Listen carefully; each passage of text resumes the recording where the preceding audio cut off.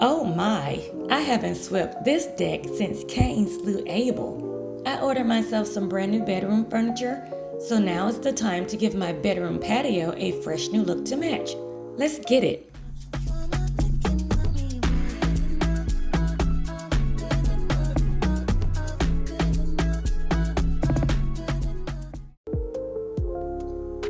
Fall is here on St. Martin's Island, and in this video, you'll see me sweep away the fall leaves and transform my wooden deck with a simple fresh coat of paint, add lights, comfy pillows, and cozy decor to create a cozy autumn vibe. If I could find a link for decor used in this video, I'll make sure to place it down below. And if you enjoy this type of content, subscribe for cozy DIYs, outdoor adventures, and homesteading fun. Hit the bell so you don't miss a thing. And as always, thank you so much for tuning in.